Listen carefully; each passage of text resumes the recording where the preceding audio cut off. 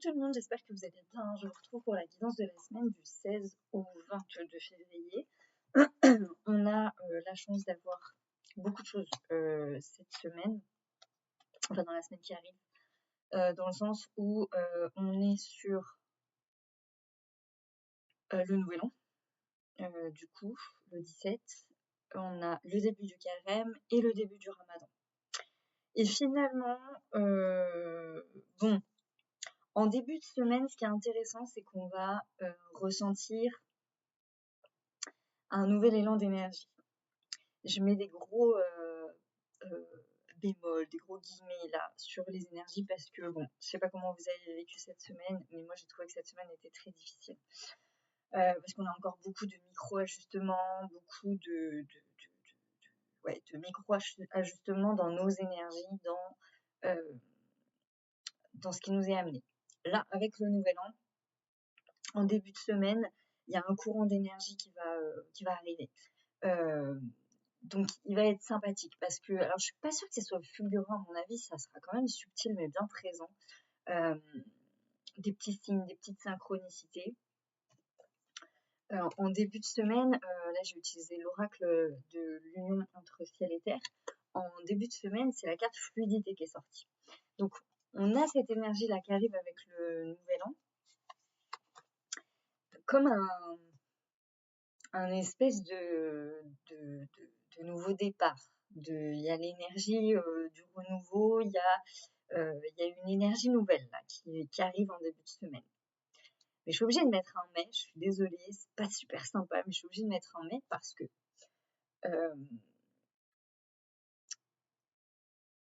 les ajustements ne sont pas totalement terminés. Et ce qui vient confirmer ça, c'est Mercure qui est rétrograde le 26, donc la semaine d'après. D'accord ? Donc, ne soyez pas étonnés, en tout cas, c'est pour ça que je dis ça. Je préfère le dire à titre préventif, je me l'auto-dis à moi-même, parce que ça peut un petit peu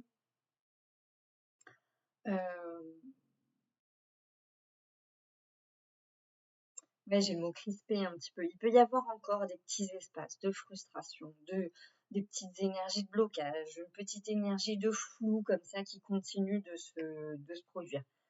On est vraiment, parce que c'était le cas la semaine dernière, je trouve beaucoup, on est vraiment invité à rester dans le calme, à ne pas paniquer, à rester tranquille, à cultiver une certaine forme de sérénité, à être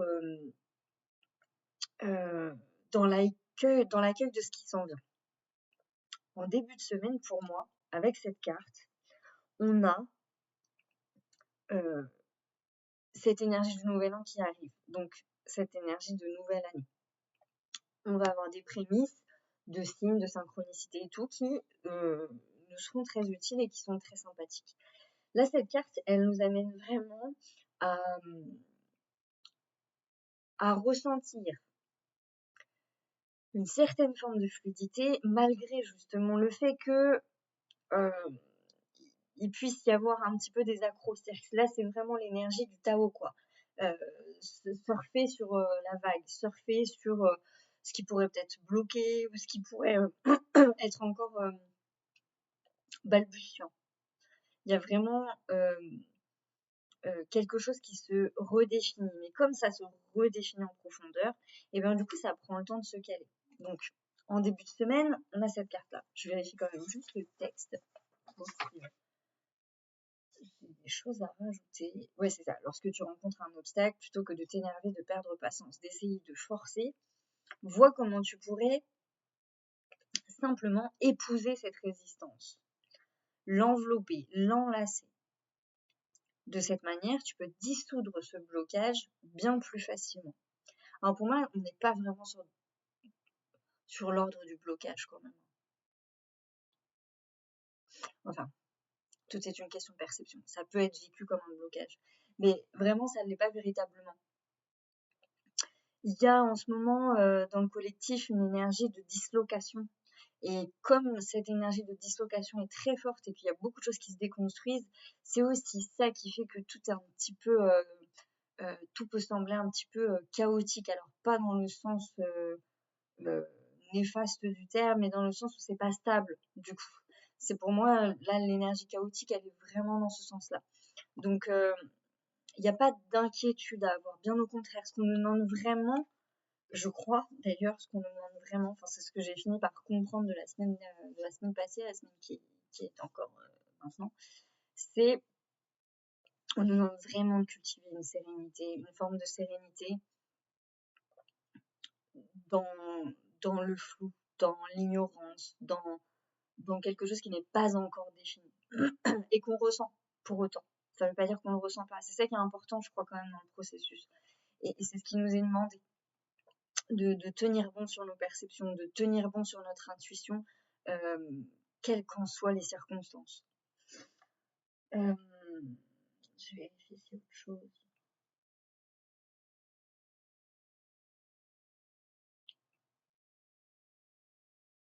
Ouais, c'est ça. Il s'agit simplement d'apprendre à redéfinir ton mode de fonctionnement.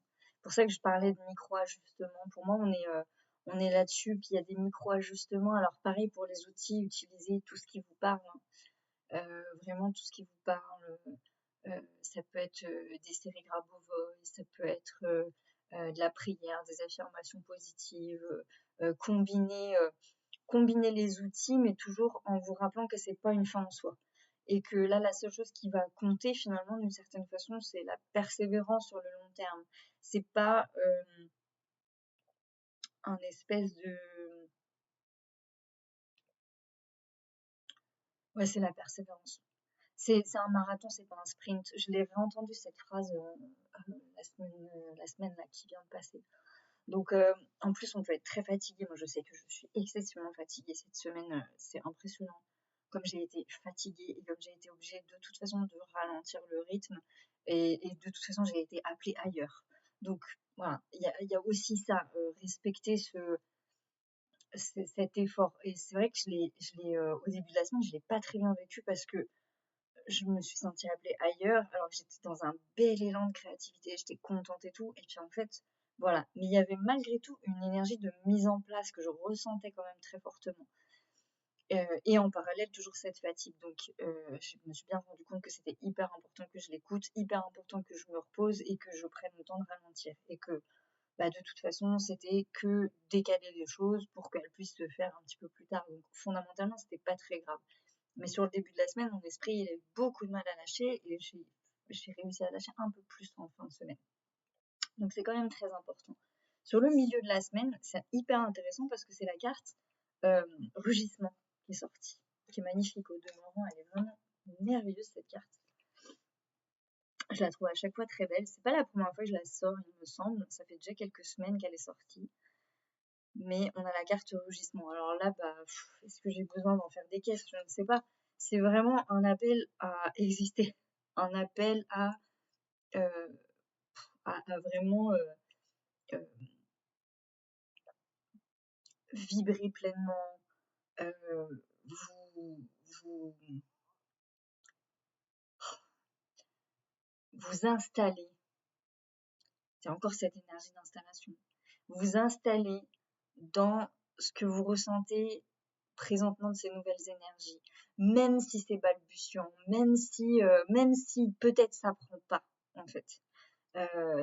C'est vraiment important parce que il y a une raison pour chaque chose et qu'en même temps il y a vraiment un timing et que en ce moment je crois que c'est important de se leur dire qu'on est dans cette logique d'installation. En plus, je sais pas comment c'est par chez vous, mais je sais qu'ici le temps est on est à 98, pourquoi je dis 98? On est à 99,9% d'humidité. C'est-à-dire qu'il pleut en permanence du matin jusqu'au soir, en continu. C'est impressionnant. Donc on a vraiment un appel à rester à l'intérieur et à nourrir notre monde, et en même temps par pousser presque par moment à se montrer réellement. Et dans toutes les parts de ce qu'on est, particulièrement les plus belles. Et il y a par rapport à ça justement des réajustements au niveau de la relation dans l'interpersonnel. C'est pas un hasard si j'ai parlé du don sur la semaine là, qui est passée, parce que il y a quelque chose qui se réajuste aussi à ce niveau-là, à ce qu'on donne, à ce qu'on accepte de recevoir, à pourquoi on le donne, comment on le donne. Il y a vraiment un réajustement, une redéfinition. Je sais pas si ça fait peut-être 10 fois que je dis le mot réajustement, mais parce que c'est vraiment le bon mot, je crois. C'est comme, c'est comme un cheval de course, quoi. Vous êtes un cheval de course, mais avant de vous lancer dans la course, faut vérifier les sabots. Je sais trop peu pourquoi je prends cette image, parce qu'en vrai, j'y connais rien en chevaux de course, mais c'est ce que je reçois. Faut bien vérifier les sabots, faut bien vérifier. On dit les sabots? Je ne sais plus. Bref, moi j'y connais rien. Mais voilà, faut bien vérifier tout ça pour que tout soit bien. Il y a une préparation, quoi, je veux dire, avant d'aller dans la course. Et ben là, c'est ça. C'est cette énergie-là.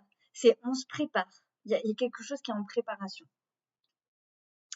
Alors, je m'en veux un peu dans un sens parce que j'arrêtais pas de vous dire oui, vivement le nouvel an, tout ça. Et puis hier, j'ai appris que Mercure rétrogradait. Et là, je me suis dit, tu t'es fait prendre à ton propre jeu, Morgane. Le jeu qu'on fait tous, hein, cela dit, je suis très humaine finalement. C'est-à-dire de se dire, ah, mais bientôt, ça va se libérer, il va y avoir un truc. Et là, les énergies, elles m'ont juste montré que non, en fait, non, c'est pas comme ça que ça marche. Donc, vous savez, le fameux truc, on attend toujours qu'il y ait un événement extérieur, on attend toujours qu'il y ait une nouvelle chose qui se présente à nous, un nouveau truc. Et je me disais, mais là, on va changer d'énergie, ça va être le nouvel an, ça va être. Et en fait, on vient freiner mon galop fortement, voilà, parti là, cadencé, pour me dire, non, non, il y a encore des réajustements à faire. Parce qu'il faut bien partir, parce que ça pourrait être un faux départ, ça pourrait être un départ qui se passe mal, parce que justement les micro-ajustements ils n'ont pas été faits. Et c'est pas un hasard, parce que la fatigue, là je la vois pas seulement chez moi, je l'ai vu chez beaucoup de gens. On est vraiment fatigué et on est vraiment appelé à se reposer. Et c'est vraiment une énergie, cette énergie de fatigue là, c'est vraiment une énergie qui vient justement vraiment nous demander de ralentir. Donc ça veut pas dire que il va rien se passer, bien au contraire. Mais il se passera des choses à partir du moment où justement on est dans cette énergie de repos et où on arrête de courir un peu dans tous les sens, là, à dire oh là là, faut que je me prépare et tout. Non, là ce qu'on nous demande c'est de rester hyper serein, hyper ancré, hyper là. Alors ancré, pas à la matière, ne vous ancrez pas à la matière en ce moment, parce que la matière, elle a vraiment cette énergie de dislocation. Là, le collectif est dans une énergie très forte de dislocation. Ça bouge dans tous les sens. Les gens sont brassés beaucoup, beaucoup, beaucoup. Donc, voilà. Il y a même une énergie d'agitation. Je ne sais pas comment sont vos animaux, mais moi, mon chien est très agité. J'ai été très agitée cette semaine. Mon fils a été très agité. Enfin bref, c'est l'agitation, l'agitation, l'agitation.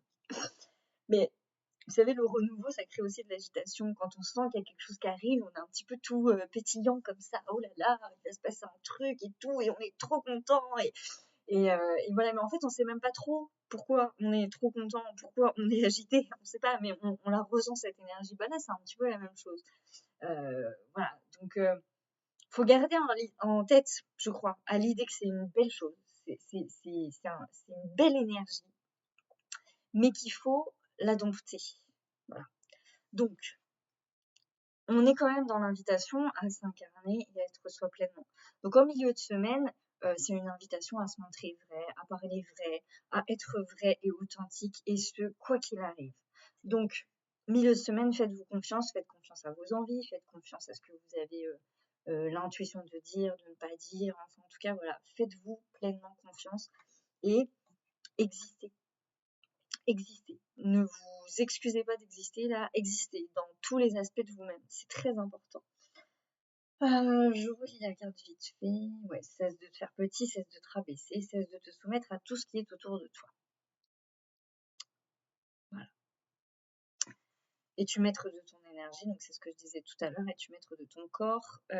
Que voit-on lorsque l'on t'observe? Quelle est ta posture sur tes terres et dans ton monde?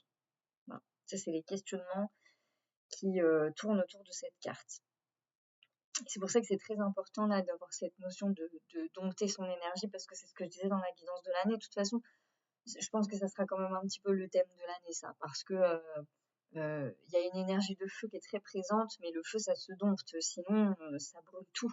Donc il y a une notion de bien diriger sa flamme et de la faire en accord avec notre environnement, avec ce qui nous entoure, avec ce en quoi on croit, etc.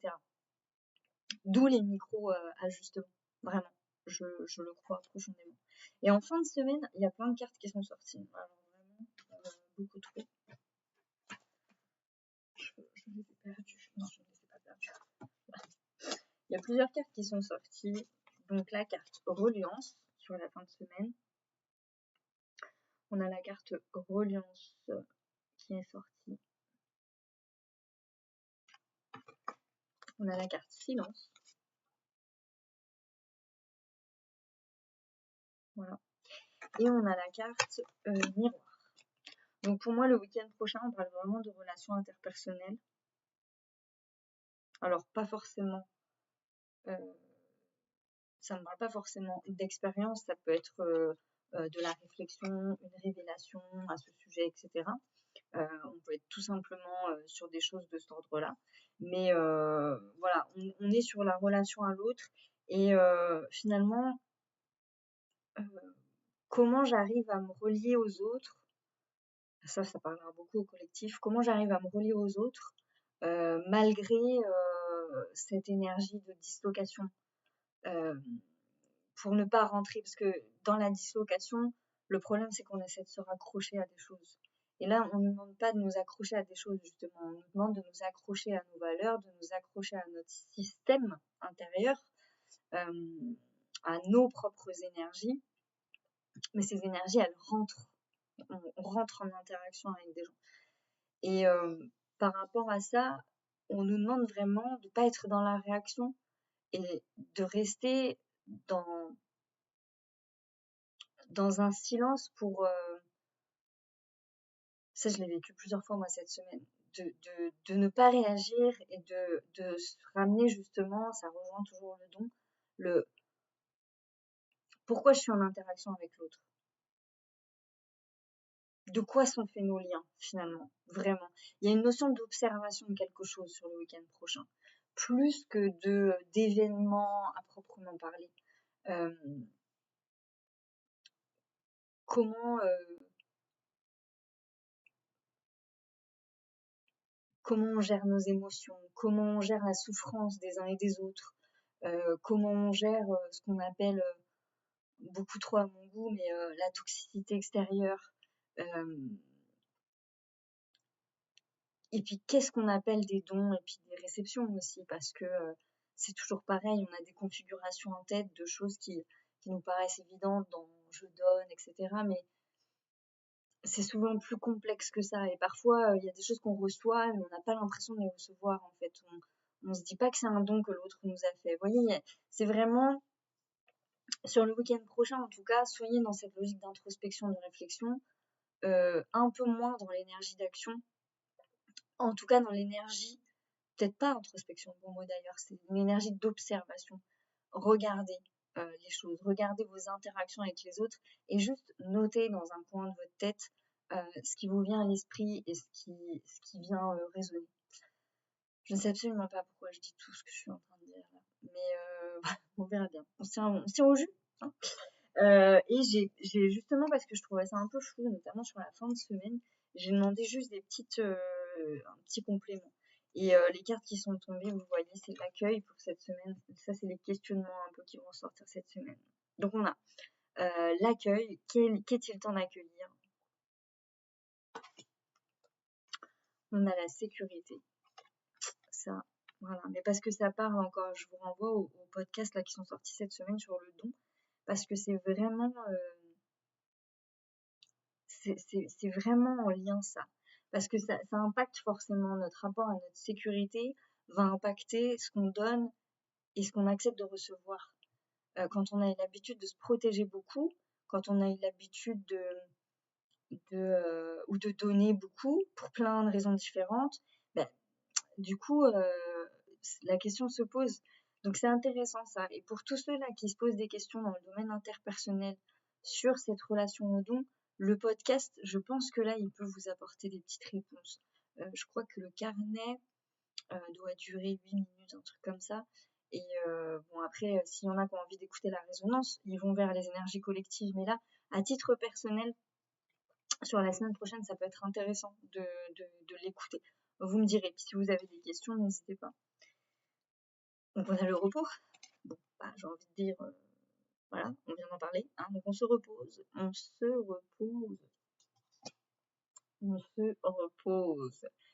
Oui, je sais, c'est bizarre parce que là, on est plutôt en mode oh là là, voilà.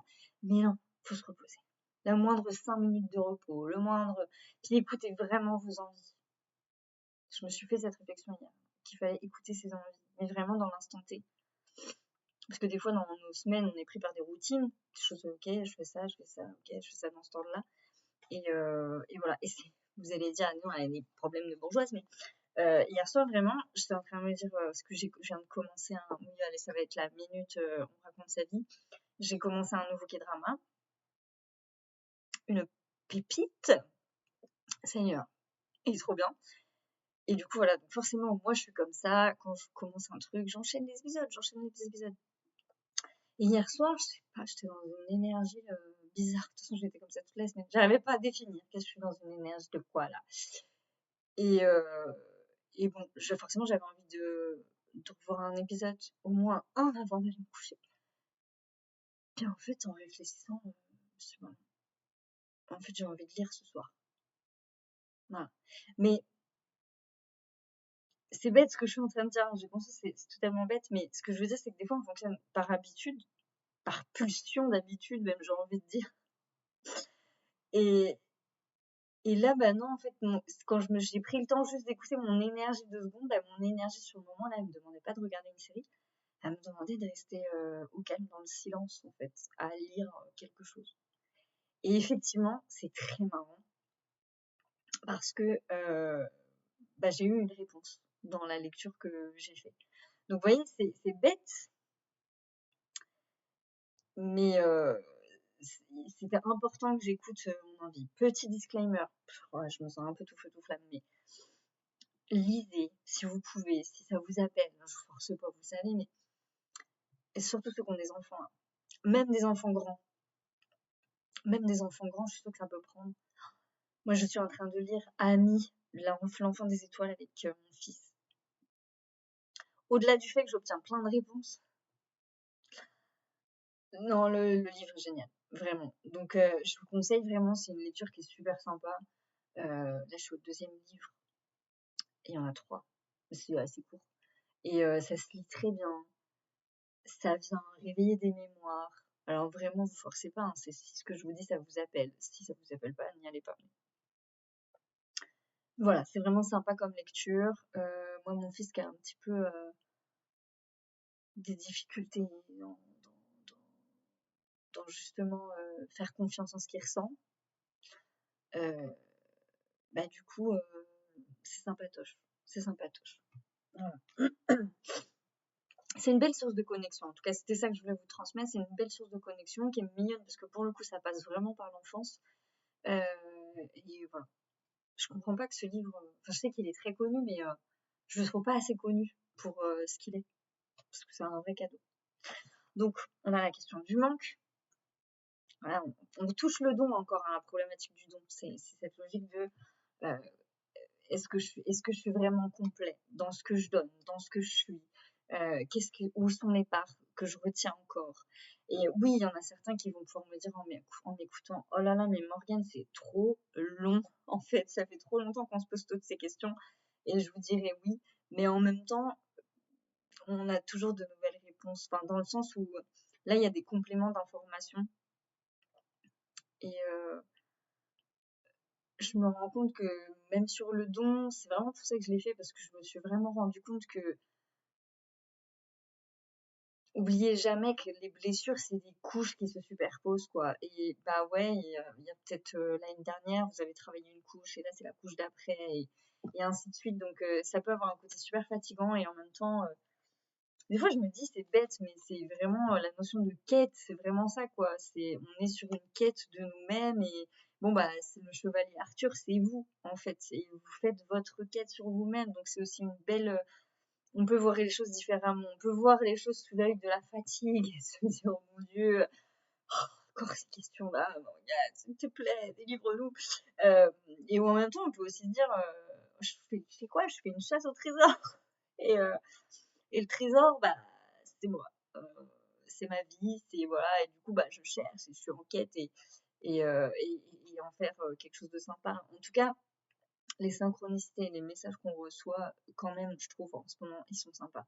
Donc, ça vaut le coup, je pense, d'aller faire cette quête et puis de cheminer tranquillement. En plus, on nous demande de le faire tranquillement, en nous reposant, donc voilà. Et puis, que fuyez-vous? Parce que sinon, c'est pas marrant. Voilà. Qu'est-ce qu'on fuit justement dans des fois du remplissage? Des fois, on se rend compte, parfois, pardon, on se rend compte qu'on essaie de remplir nos vies, voilà. Mais en fait, ce n'est qu'une fuite en avant. Mais nous, on veut remplir, remplir, remplir en faisant plein de trucs, voilà. Et là, c'était ça, d'où l'importance d'écouter vraiment ses envies sur le moment. Et ça, c'est pour la semaine. Pour la thématique de la semaine, il y avait la 16, du coup, Aïn, l'œil de Dieu, ou la source. Et en complément, parce que pareil, je voyais pas trop. Oh non, mon livret s'est cassé, c'est beaucoup trop triste. Bon, pas vraiment, parce qu'on a du scotch, c'est réparé, mais. Vous voyez, c'est la K-drama en moi. Enfin bref. Et Tav, l'étoile de vérité. Donc là, on retrouve le rugissement avec Tav, parce que c'est vraiment le moment est venu de s'engager, d'y aller, on y va, on y est. C'est vrai que les énergies sont paradoxales. Je pense que c'est pour ça que c'est fatigant. Parce que d'un côté, on nous dit, c'est bon, tu y vas, allez, c'est parti, existe, fais tout ça. Et d'un autre côté, on nous dit, repose-toi, doucement. Donc bon, ça fait un espèce de mouvement, attends, j'y vais, mais j'y vais pas, mais voilà. Et c'est vraiment pour le coup, ce qui va régler la molette, on va dire, c'est ça, c'est ce truc-là, c'est de se dire, ok, je m'écoute très profondément. Et vous verrez qu'il y a des moments où c'est le moment, et il y a des moments où c'est le moment de se reposer. Et de dire, voilà. Parce que si vous forcez le moment, bah, c'est là que ça bloque. Et que du coup, vous allez donner, et peut-être pas au bon moment, parce que des fois, je me dis aussi, c'est ça dans le don. Il y a des moments pour donner. Le problème, ça sera jamais de pas être généreux. Mais j'ai plein d'amis, par exemple, et là j'en ai plein où je constate que ils le font pas du tout consciemment. Et des fois, je leur envoie des messages. Des fois, je pose une question, ou voilà, mais j'envoie un message et la personne, elle a tellement pris l'habitude de répondre rapidement que du coup, elle va répondre super rapidement. Et moi, la personne, je la sens dans une énergie presque comme si ma question, elle l'oppressait. Sauf que moi, dans ma question, quand je pose toujours, d'ailleurs, quand je pose une question, je le dis souvent, je dis, est-ce que j'ai une question à te poser? Est-ce que je peux te la poser? Et je dis à la personne, mais ça presse pas. Voilà, ne t'en fais pas, ça presse pas. Je peux avoir ma réponse ce soir, je peux avoir ma réponse demain, c'est pas grave. Parce que le problème de la technologie et des réseaux et de tout ça, c'est qu'on a appris à être comme ça. Tu poses une question, bam, t'as une réponse, bim, bim, bim. Et c'est un petit truc tout bête, hein, vous allez me dire, mais cumuler sur une journée, quand vous avez plein de personnes qui font ça, je pense ça dépend des métiers qu'on fait, mais là, je pense à 3 personnes, 3 de mes amis qui font des métiers tous les 3 différents, mais qui ont un rapport à l'autre. Donc, il peut y avoir peut-être 5, 6, 7, 8, 10 personnes dans une même journée qui posent une question. Donc, bon, quand on a ce réflexe, ça veut dire que tout de suite, on prend son téléphone et on répond. Et des fois, on se rend pas compte, mais on répond avec de l'agacement ou de l'énervement. Mais le problème, je crois, hein, c'est pas la personne qui pose la question, surtout si, comme moi, elle prend le temps de vous dire, c'est pas pressé, ne me réponds pas tout de suite, ça peut attendre. Moi, je peux attendre 1 heure, 2 heures, une journée même. Même si tu me réponds en 3 jours, c'est pas grave. Parce que du coup, la personne, elle a dit quelque chose. Euh, et, euh, et du coup, voilà. Et je sens cette énergie d'agacement et je sais qu'elle ne m'appartient pas. Parce que moi, j'ai pris le temps de dire à la personne, ne réponds pas tout de suite. Mais la personne, elle est tellement habituée à donner comme ça, tout de suite, que du coup, pouf, elle donne. Mais après, ça va générer quelque chose de désagréable en elle. Parce qu'elle va se dire, ouais, les gens, ils abusent. Mais là, dans la situation, est-ce que c'est les gens qui abusent ou est-ce que c'est moi qui ne sais pas mettre des limites? Ou en tout cas, est-ce que c'est moi qui ne sais pas m'écouter comme il le faut? C'est-à-dire me dire, pour l'instant, je suis dans une tâche, je ne peux pas répondre. Donc, je répondrai quand ça sera le moment. Et ça me paraît tout bête, mais c'est des choses que beaucoup de gens font. Ils ne se rendent pas compte. Et ça crispe beaucoup, ça crée beaucoup de crispation en fait chez les personnes. Alors, ça marche aussi à l'inverse, hein, des gens qui peuvent être très, moi, malheureusement, c'est quelque chose que je rencontre encore beaucoup. C'est des gens qui, des fois, alors souvent dans le métier de l'aide, mais pas que, des fois, on va poser des questions à l'autre, et en fait, on se rend pas compte que, surtout quand on a certaines problématiques, ça m'est déjà arrivé de recevoir des messages avec des situations parfois très lourdes, mais de les recevoir d'un coup, d'un seul. C'est-à-dire qu'il n'y a pas de bonjour, ça va, de machin, c'est bim, je t'envoie le truc. Et c'est que des fois, ça surprend un peu parce qu'on se dit, alors là, j'étais en train de préparer à manger. Bon, j'étais pas prête, quoi. J'étais pas prête. Mais d'où l'importance de s'écouter vraiment. Parce que, est-ce que c'est la faute de la personne qui va faire ça? Pas vraiment, en fait. Parce que quand on en vient à faire ça de cette manière, c'est souvent qu'on est tellement préoccupé par notre problème, on est tellement pas bien, qu'en fait, il y a cette énergie de je lance ma bouteille à la mer. Et je voudrais tellement qu'on la récupère parce que j'ai besoin d'aide. Il y a vraiment cette énergie-là.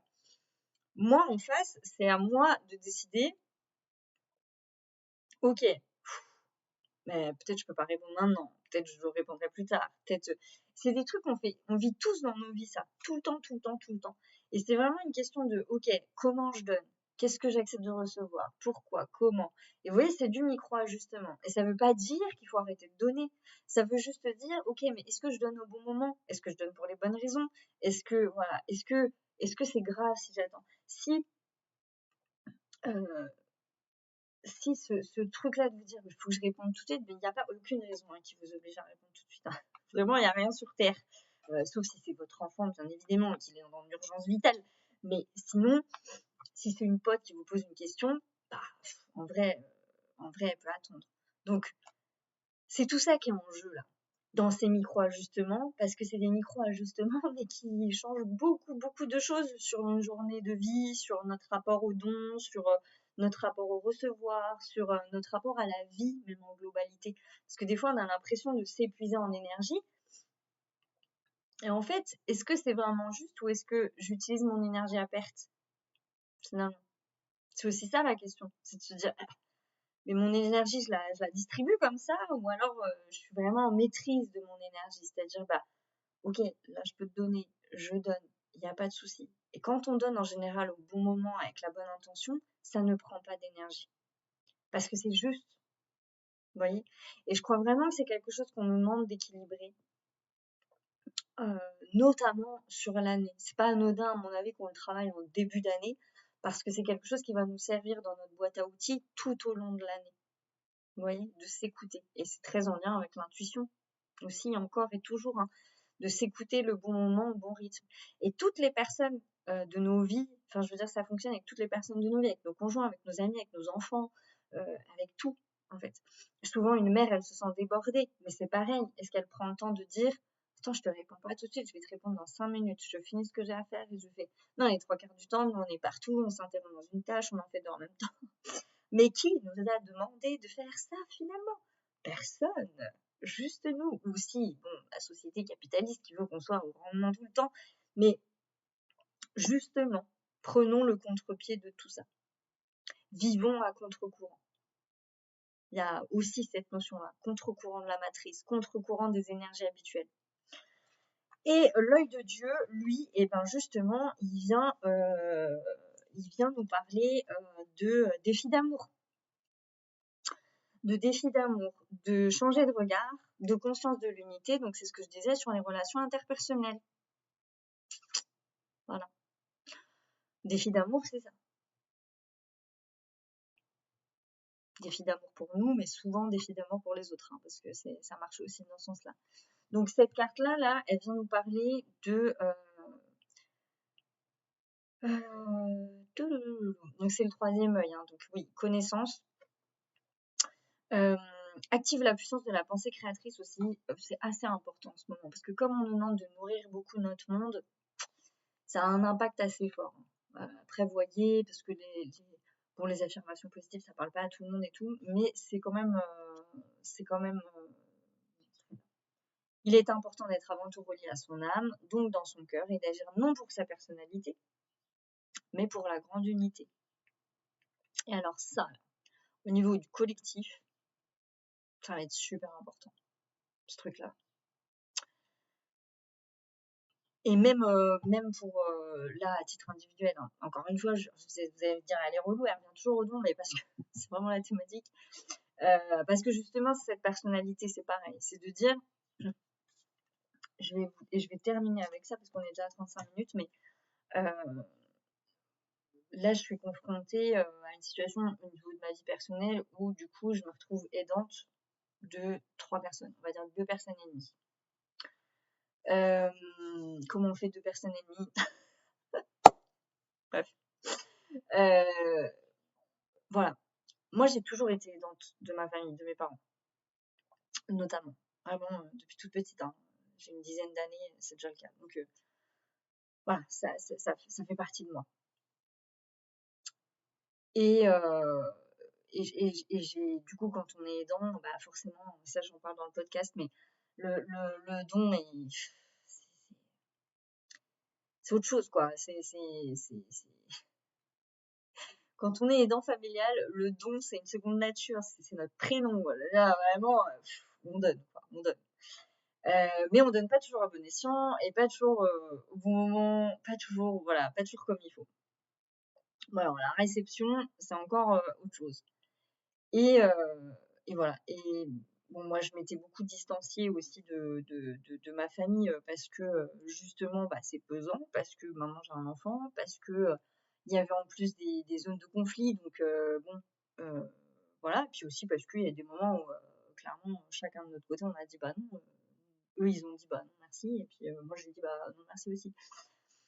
Et puis là, depuis quelques mois, je me retrouve à rejouer ce rôle. Tiens, mais c'est bizarre, les choses qui se représentent à nous. Et, et bon, il s'est passé des choses assez graves quand même, qui ont fait que ça m'a obligée à réajuster et à réévaluer des choses. Et je me suis beaucoup posé de questions sur tout ça, justement. Si c'était ma place, est-ce que c'était ma juste place, est-ce que c'était juste finalement que j'en vienne là et qu'il se passe tout ça, et pourquoi. Et je me suis rendu compte que bah oui, en fait, parce que quand le curseur il se déplace et qu'on ne donne plus pour les mêmes raisons, avec plus les mêmes intentions, et que parce que aider sa famille, ça renvoie beaucoup de choses, hein, notamment quand on aide ses parents, parce que ça va pas dans l'ordre des choses normalement. Enfin, moi j'ai aidé mes parents à une époque où j'aurais pas dû les aider, en fait, c'était à eux de m'aider techniquement, mais ils n'étaient pas disponibles. Donc bon, on a inversé les choses, ce qui a créé beaucoup de blessures, donc beaucoup d'émotions. Et voilà. Et qu'est-ce qui se passe quand finalement l'émotionnel s'apaise? Qu'est-ce qui se passe quand du coup on comprend que je donne, mais plus du tout pour les mêmes raisons, en fait. Plus du tout. C'est ça qui est intéressant, en vrai. C'est pour ça que se questionner sur notre rapport au don, encore plus particulièrement pour les personnes qui ont été aidants, parce que c'est vraiment, voilà. C'est pour ça que des fois j'ai des petites variantes, moi, avec cette histoire de don, parce que des fois quand j'entends certaines vidéos, je me dis, on a un problème avec le don. Quand j'entends certaines vidéos dire non, mais faut pas donner, arrêter de donner, ou donner que si, contrepartie, ça va totalement à l'encontre pour moi de la loi du don et de la loi de l'amour. Mais vraiment. Donc, d'où cette réflexion que j'ai eue ces derniers temps là-dessus. Et je me suis dit, ok, mais qu'est-ce qui bloque? Qu'est-ce qui bloque alors? Et c'est, à mon sens, le pourquoi on donne. Donc, c'est vraiment une réflexion à poser sur le don. Pourquoi on donne? Qu'est-ce qu'on met dans le don? Est-ce qu'on n'a vraiment pas d'attente? Parce que souvent, quand même, il y en a. Quand est-ce que je donne? Pourquoi je donne? Qu'est-ce qu'il y a derrière? Est-ce que j'accepte de recevoir en échange? Ou est-ce que j'ai beaucoup de mal à recevoir parce que tout de suite ça me gêne? C'est tout ça. Et quand on répond aux questions, on se rend compte quand même que dans notre rapport au don, on est quand même beaucoup dans de l'amour inconditionnel. Donc je suis revenue un petit peu à la base de ça, en me disant, ok, mais qu'est-ce qu'il y a dans le don et quelle figure? Ça aussi, des fois, qui m'intéresse, c'est de mettre en perspective les grandes figures spirituelles et qu'est-ce qu'elles nous ont dit du don, qu'est-ce qu'elles nous ont appris du don finalement, qu'est-ce qu'on a eu comme exemple. Enfin, donc du coup, voilà. Bon, pour ceux que ça intéresse, en tout cas, les 2 podcasts, là, je les mettrai en barre d'infos. Voilà. Je ne sais pas encore la thématique de la semaine prochaine, mais je vais réfléchir à ça ce week-end. Ça fait partie des choses. J'étais partie dans un rythme. Là, le rythme ne s'est pas arrêté, mais il a été un peu reconfiguré. Donc, bah, on se laisse porter, hein. C'est la seule chose qu'il y a à faire. Voilà, je vous embrasse très fort. Si vous avez des questions à la suite de l'écoute des podcasts, bah, vous n'hésitez pas à m'envoyer un message. Et puis j'espère que vous allez bien et que vous allez passer une très bonne semaine.